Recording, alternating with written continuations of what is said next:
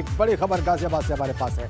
पूर्व विधायक वहाब चौधरी गिरफ्तार किए गए हैं। समीर हत्याकांड में पुलिस ने वहाब चौधरी को गिरफ्तार किया है। पूर्व विधायक के भतीजे को भी गिरफ्तार करने की खबर आ रही है। भतीजे से ही पूर्व विधायक ने समीर की हत्या कराई थी। तो पूर्व विधायक गिरफ्तार। शक्ति सिंह फोन लाइन पर। शक्ति, पूरी खबर बताएं। ये देखिए, अगर पूरी बात की जाए पूरी खबर की, तो ये है कि जो आस मोहम्मद वहाब चौधरी का भाई है, इसकी सीक्रेट बदमाश है। आस मोहम्मद और आस मोहम्मद का जो बेटा है अहद, जो भतीजा है वहाब चौधरी का, इन दोनों ने मिलकर अपनी मां की, कहते इसने अपनी मां की हत्या, वह उसने अपनी पत्नी की हत्या की थी, जिसमें समीर इनके साथ था। अब इस समय आस मोहम्मद जेल में बंद है। वही जो अहद है, अहद इस समय अहद बाहर है। तो अहद अभी छूट के आया था, तो पूर्व विधायक ने कहा कि समीर भी तुम्हारे साथ था, तो इसलिए तुम समीर की हत्या कर दो, क्योंकि समीर तुम्हारे खिलाफ कुछ कहते गवाही जो है अब वो तुम्हारे खिलाफ दे सकता है। तो सबूत मिटाने के चलते समीर की इसमें हत्या की गई। और वहाब चौधरी अपना दबदबा बनाने के लिए अपने घर से किसी न किसी को बदमाश बनाता रहा है। बताया ये जा रहा है कि जो आस मोहम्मद है वह एक सीटर बदमाश है, जो वहाब चौधरी का भाई है। आस मोहम्मद को भी वहाब चौधरी ने ही बदमाश बनाया था जब वो नाबालिग था।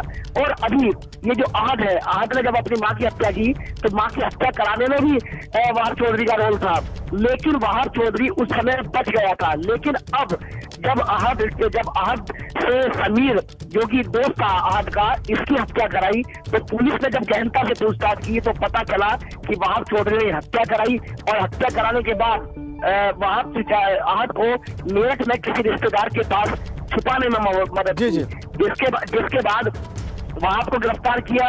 वही जो अहद को गिरफ्तार किया, तो ये बड़ा खुलासा है। अगर बात की जाए तो एक विधायक, पूर्व विधायक, और इस तरह की एक हत्या कराता है, जिसके बाद वो आज तक बच रहा था, लेकिन ये पहली हुई है। लेकिन बिल्कुल ठीक है आपने शक्ति, ये अपने आप में बड़ा मामला है। एक पूर्व विधायक अगर इस तरह की हत्या की वारदात में इन्वॉल्व है और हत्या करवाने की बात सामने आ रही है, तो ये निश्चित रूप से एक सनसनीखेज बात। बहुत बहुत धन्यवाद आपका। आगे बढ़ते हैं। मुरादाबाद से समाजवादी पार्टी के सांसद डॉक्टर एसटी हसन ने यूपी में योगी सरकार की जनसंख्या नीति पर बोलते हुए कहा कि इसका सबसे बड़ा असर बहुसंख्यक हिंदुओं पर ही पड़ेगा। मुसलमानों को इस कानून से घबराने या डरने की कोई आवश्यकता नहीं। इससे मुसलमानों को कोई नुकसान होने वाला नहीं। यह कानून किसानों और मजदूरों को टारगेट करके बनाया जा रहा है। उन्हें ही इससे सबसे ज्यादा नुकसान होने वाला है। भारतीय जनता पार्टी चुनाव के लिए ये सब कर रही है, लेकिन अब किसान और मजदूर का भाजपा से मोह भंग हो जाएगा और चुनाव में भाजपा को इसी से नुकसान होगा। उत्तर प्रदेश में योगी सरकार जनसंख्या नियंत्रण नीति बना रही है और इसके लिए कानून लाए जाने की भी बात चल रही है। हमारे साथ इस मुद्दे पर बात करने के लिए समाजवादी पार्टी के मुरादाबाद से सांसद डॉक्टर एसटी हसन साहब हैं। इनसे बात करते हैं। सर, ये बताइए, योगी सरकार जो है उत्तर प्रदेश में जनसंख्या नियंत्रण कानून लाने की तैयारी में है, नीति बन रही है, ड्राफ्ट जारी हो गया है, आपको क्या लगता है? देखिए, 4.5 साल से क्या सो रहे थे? 4.5 साल से क्या जनसंख्या नियंत्रण पे कोई ध्यान नहीं दिया गया? इस वक्त की ज़रूरत क्यों महसूस होने लगी? सिर्फ इलेक्शन मुद्दा है और इलेक्शन के लिए ये सब काम करने की कोशिश कर रहे हैं, वोट करने में काम आ रहा है। आप इस कानून के पक्षधर हैं या इस कानून के विरोध में हैं? 2 बच्चों का कानून बनना चाहिए प्रदेश में या नहीं? देखिए, मेरा ये मानना है कि जिन मुल्कों ने ये तजर्बा करा था, ख़ास तौर से चीन ने करा था, वो वापस उसी लाइन पर आ गया। आज उनके यहाँ ये सारे कानून ख़त्म हो गया। उन्होंने ये कहा कि आप जितने चाहें उतने बच्चे पैदा करें।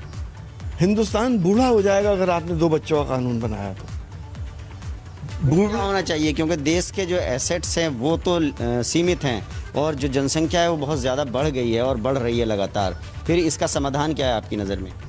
देखिए, कम से कम 3 बच्चों का कानून होना चाहिए ताकि हमारे पास बूढ़े लोग कम हो, जवान ब्रेन हमारे पास ज़्यादा हो और जवान हाथ काम करने वाले हमारे पास ज़्यादा हो। जनसंख्या नियंत्रण के लिए कानून ज़रूर बनना चाहिए देश में, ये आप भी मानते हैं? 3 बच्चों का हो? 3 बच्चों का कम से कम कानून हो, अगर बनाना बहुत ज़रूरी है तो। टाइम से ये जब भी कोई कानून बनता है देश में या प्रदेश में, तो मुस्लिम नेता और क्यों सफाई देने लगते हैं कि मुसलमानों को इससे नुकसान है या फ़ायदा है या नहीं? आपको क्या लगता है, क्या मुसलमानों को इससे कुछ नुकसान होने वाला है? हरगिज़ नहीं, मुसलमानों को कोई नुकसान नहीं होने वाला है इससे। देखिए, जनसंख्या बढ़ने की वजह इलिटरेसी, जहालत और गरीबी। सांसद हैं डॉक्टर एसटी हसन, वो साफ कह रहे हैं कि देश में जनसंख्या नियंत्रण होना चाहिए, लेकिन इसके लिए कम से कम 3 बच्चों वाला कानून होना चाहिए।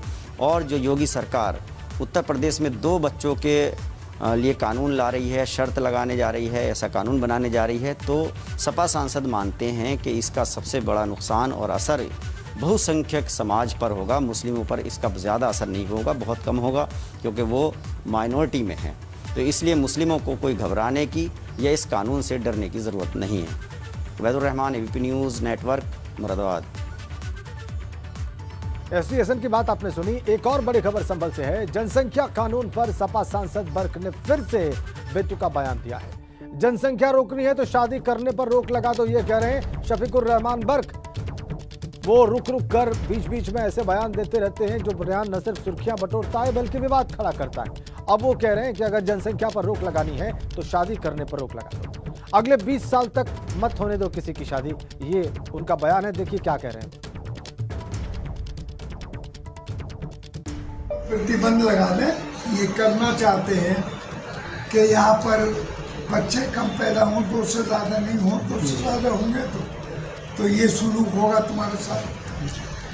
तो मैं कहता हूँ कि बेहतर यही है कि इतने दिनों शादी ब्याह बंद कर दो, तो 20 साल तक कोई शादी नहीं कर सकेगा, बच्चे पैदा ही ना हों। मतलब आपका तर्क ये है कि शादियों पर प्रतिबंध लगा दिया जाए। हाँ। ना शादियाँ होंगी ना बच्चे। हाँ, बस जी, बेहतर ये है कि ये शादियों पर प्रतिबंध लगा दें। ये कर शफीकुर रहमान बर्क कह रहे हैं 20 साल तक शादियों पर ही प्रतिबंध लगा दिया जाए। आगे बढ़ते हैं। पीलीभीत से खबर है। बाघ के हमले में 2 लोगों की मौत की खबर आ रही है। बाइक पर सवार युवकों पर बाघ ने हमला कर दिया। 2 युवकों की मौत की खबर आ रही है बाघ के हमले में पीलीभीत से। बड़ी खबर, बड़ा अपडेट। बाइक पर सवार थे युवक जिन पर हमला किया बाघ ने और दोनों की मौत हो गई। सनसनीखेज खबर, बाघ के हमले से 2 लोगों की मौत की खबर पीलीभीत से। बाइक पर सवार युवकों पर बाघ ने हमला किया, दोनों की जान चली।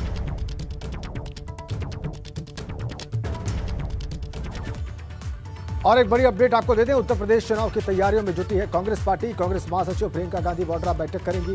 मिशन 2022 की रणनीति तैयार करेंगी प्रियंका गांधी वाड्रा। पार्टी के वरिष्ठ नेताओं के साथ वो वर्चुअल बैठक करेंगी। बड़ी खबर, यूपी चुनाव की तैयारियों में कांग्रेस पार्टी जुटी हुई है और इसी को लेकर आज सुबह 11:30 बजे एक वर्चुअल बैठक करने जा रही है कांग्रेस महासचिव प्रियंका गांधी वाड्रा। और उनमें तमाम सीनियर लीडर इस बैठक में वर्चुअली उनसे जुड़ेंगे। उत्तर प्रदेश के, चाहे वो अजय सिंह लल्लू हो, प्रमोद तिवारी हो, तमाम वरिष्ठ कांग्रेस नेता इस बैठक में प्रियंका गांधी के साथ वर्चुअली कनेक्ट करेंगे और रणनीति बनाएंगे 2022 के विधानसभा चुनाव। एक और बड़ी अपडेट आपको दे दें। कानपुर से कोलकाता के बीच फ्लाइट शुरू होगी। 3 साल बाद फ्लाइट सेवा की शुरुआत हो रही है और ये होगी 20 जुलाई से शुरू। कानपुर से कोलकाता के बीच फ्लाइट शुरू होने जा रही है। आगामी 31 दिनों का फ्लाइट शेड्यूल भी जारी कर दिया गया है। सप्ताह में 3 दिन ये फ्लाइट रहेगी लोगों के लिए। 2018 में भी कोलकाता के लिए फ्लाइट शुरू हुई थी। बोइंग विमान में तकनीकी खामियों की वजह से बाद में उसे बंद कर दिया गया था। बाद में विमानन कंपनी ने 2 बार इसे चलाने का प्रस्ताव दिया, लेकिन अनुमति नहीं मिली। अब अनुमति मिली है। अब हफ्ते में 3 दिन यह फ्लाइट चलेगी कानपुर से कोलकाता के बीच में। और एक और बड़ी अपडेट लखनऊ से हमारे पास है। महंगाई के खिलाफ हल्ला बोल करेगी कांग्रेस पार्टी।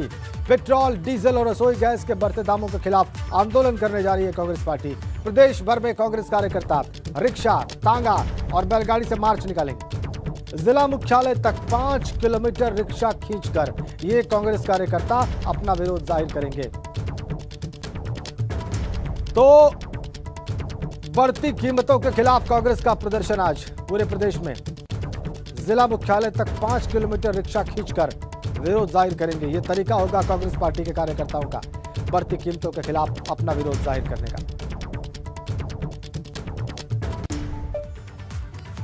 और एक बड़ी अपडेट आपको देते हैं। उत्तर प्रदेश में सांप के काटने से होने वाली मौत आपदा घोषित कर दी गई है। सांप के काटने से होने वाली मौत पर अब मुआवजा मिलेगा सरकार की ओर से।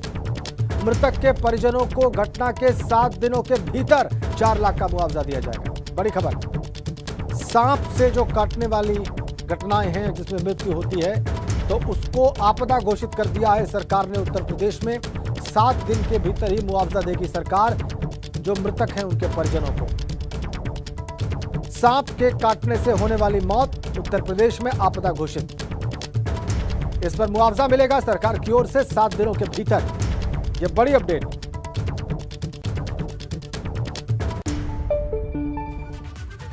आगे बढ़ते हैं। उत्तर प्रदेश को सीरियल धमाकों से दहलाने की बड़ी साजिश का खुलासा करते हुए एटीएस ने अलकायदा के इंडियन सब कॉन्टिनेंट मॉड्यूल अंसार गजवातुल हिंद संगठन से जुड़े 2 आतंकियों मिराजुल और मसीरुद्दीन को गिरफ्तार किया। दोनों ही आतंकी अपने आकाओं के इशारे पर 15 अगस्त से पहले राजधानी लखनऊ समेत अन्य शहरों में धमाकों की साजिश रच रही थी। ADG law and order Prashant Kumar के मुताबिक पकड़े गए आतंकियों के बारे में सुरक्षा एजेंसियों से पुख्ता इनपुट मिला और इसी के आधार पर दबिश दी गई। पकड़े गए आतंकियों के कनेक्शन अलकायदा से हैं। एटीएस ने मिनाज अहमद और मसीरुद्दीन नाम के 2 आतंकियों को गिरफ्तार किया है।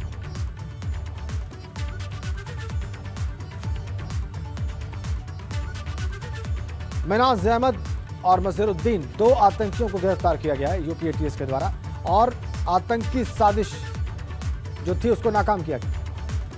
उक्त कार्य के लिए उमर हलवंडी द्वारा भारत में अलकायदा इंडियन सब कॉन्टिनेंट मॉड्यूल के संगठन में सदस्यों की भर्ती तथा उन्हें रेडिकलाइज करने का कार्य किया जा रहा है। इसी के अंतर्गत उमर हलवंडी ने कुछ जिहादी प्रवृत्ति के व्यक्तियों को लखनऊ में चिन्हित कर एवं उन्हें नियुक्त कर अलकायदा का मॉड्यूल को खड़ा किया गया है। यह मॉड्यूल अंसार गजवातुल हिंद जो कि अलकायदा का ही एक अंग है के अंतर्गत आतंकी घटनाओं को अंजाम देने के लिए तैयार किया गया है। इस मॉड्यूल के जो प्रमुख सदस्य हैं उसका नाम है मिनहाज, मसीरुद्दीन व शकील। इनके नाम प्रकाश में आए हैं। इन लोगों ने उमर हलवंडी के निर्देश पर तथा अपने अन्य साथियों के सहायता से 15 अगस्त के पूर्व उत्तर प्रदेश के विभिन्न शहरों में विशेषकर लखनऊ के महत्वपूर्ण स्थानों, स्मारकों, भीड़भाड़ वाले इलाकों में विस्फोट करने, मानव बम आदि द्वारा आतंकी घटना कारित करने की तैयारी में थे। इसके लिए इनके द्वारा शस्त्र एवं विस्फोटक आदि भी एकत्रित किया गया था जो हमारी एटीएस की टीम को लगाया गया था और उन्हीं में से एक टीम ने आज आतंकी अभियुक्त मिनाज अहमद जिसकी उम्र लगभग 30-32 वर्ष है के दुबग्गा थाना काकोरी अंतर्गत जो निवास है वहाँ पर दबिश दी गई तथा अभियुक्त मिनहाज घर पे मिला और उसके घर से भारी मात्रा में विस्फोटक पदार्थ तथा जमा तलाशी में एक अदद पिस्टल बरामद हुई है। दूसरी टीम के द्वारा मसीरुद्दीन उम्र लगभग 50 साल को उसके सीतापुर रोड निवास मड़ियाहू थाने से दबिश के दौरान गिरफ्तार किया गया है और इसके पास से भी भारी मात्रा में विस्फोटक सामग्री बरामद की गई है और इसके पास से एक कुकर भी बरामद हुआ है।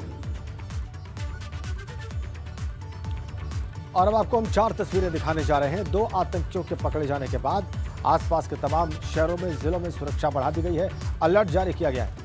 4 अलग अलग तस्वीरें आप देख लीजिए। पहली तस्वीर लखीमपुर खीरी की, इंडो नेपाल सीमा पर सतर्कता बढ़ा दी गई है। एसएसबी ने गौरी फंटा बॉर्डर पर सतर्कता बढ़ाते हुए पुलिस को अलर्ट कर दिया। दूसरी तस्वीर अयोध्या में अलर्ट की है। यहां पर एंट्री पॉइंट पर ही चेकिंग अभियान शुरू कर दिया गया। राम जन्मभूमि परिसर समेत तमाम धार्मिक स्थलों पर सुरक्षा कड़ी कर दी गई। तीसरी तस्वीर हरदोई की, प्रशासन अलर्ट है। यहां पर कानपुर में भी शहर में कई इलाकों में सघन चेकिंग अभियान चलाया जा रहा है।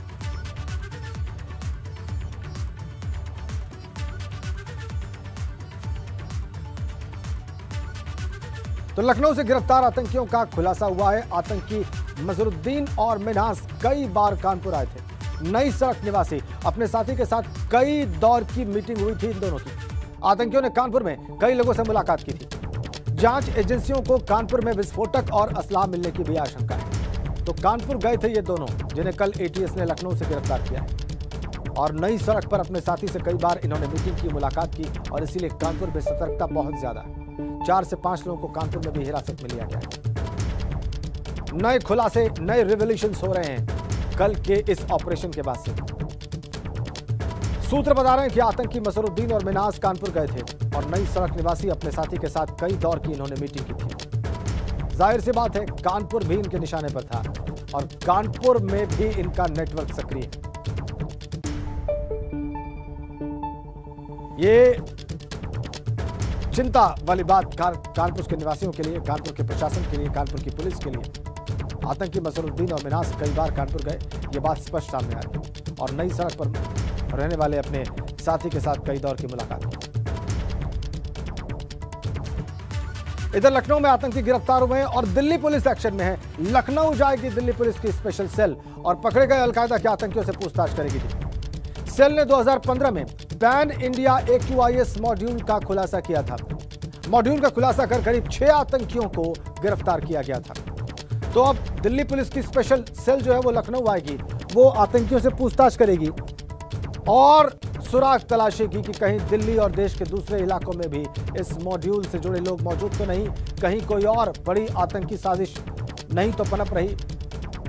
इसलिए दिल्ली पुलिस की स्पेशल सेल आएगी लखनऊ। 2015 में ऐसा हो चुका है।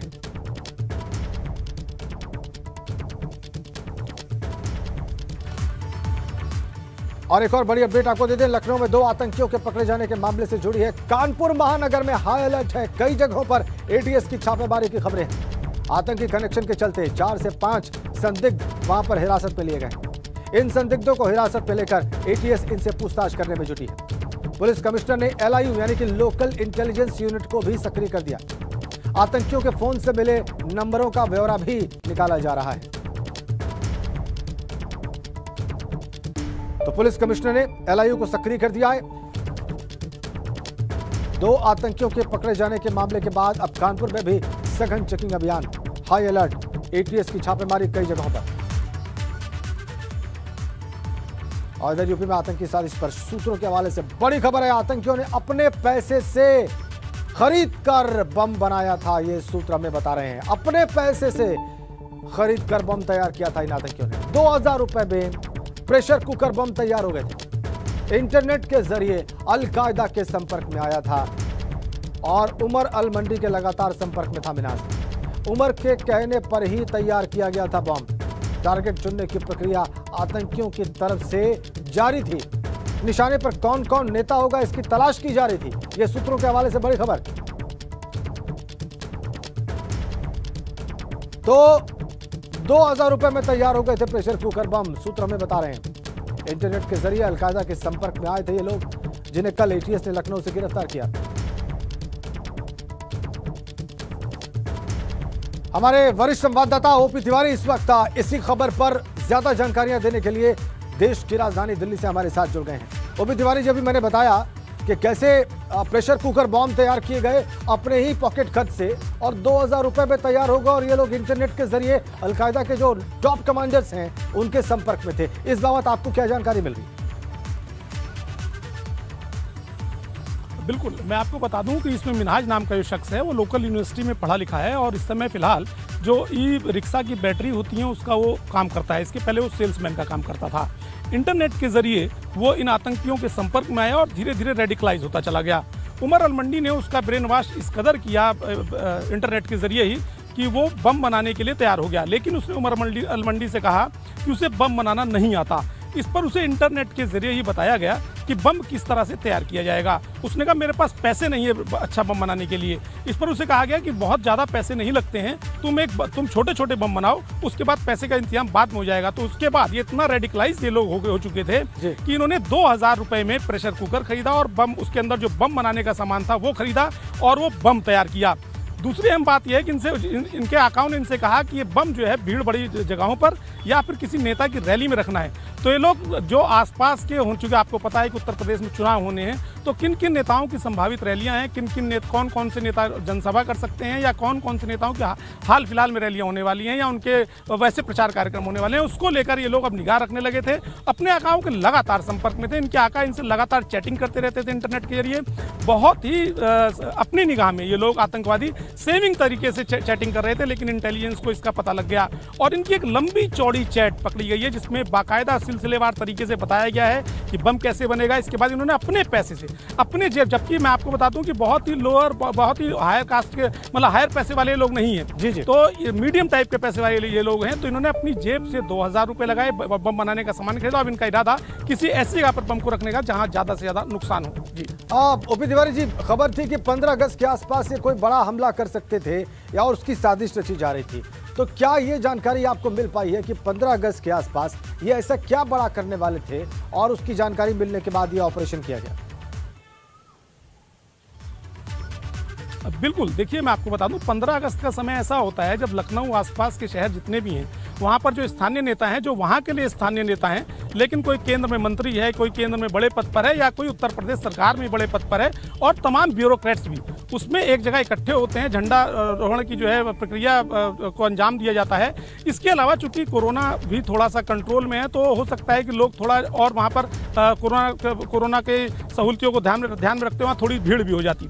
तो ये तमाम ऐसी जगहों पर निगाह रख रहे थे कि जहाँ पर केंद्र से जुड़ा हुआ कोई बड़ा मंत्री या बड़ा पदाधिकारी वो झंडारोहण प्रक्रिया के लिए या किसी सभा को संबोधित करने के लिए आए छोटी मोटी, तो वहां पर जो अपने इनके आतंकी मंसूबे हैं उनको अंजाम दिया जा सके। 15 अगस्त का समय ऐसा होता है जो सबसे मुफीद माना जाता है ऐसी घटनाओं के लिए। लेकिन सबसे बड़ी बात, कौन से नेता को टारगेट पे लेना था, अभी इनको इसके लिए हरी झंडी नहीं मिली थी और ना ही किसी का नाम तय किया गया था। हाँ, ये तय है कि इनको नेताओं को टारगेट करना था। जी बहुत बहुत धन्यवाद आपका ओपी तिवारी जी, इन तमाम जानकारियों के लिए। आपने बड़ी महत्वपूर्ण जानकारियां दी।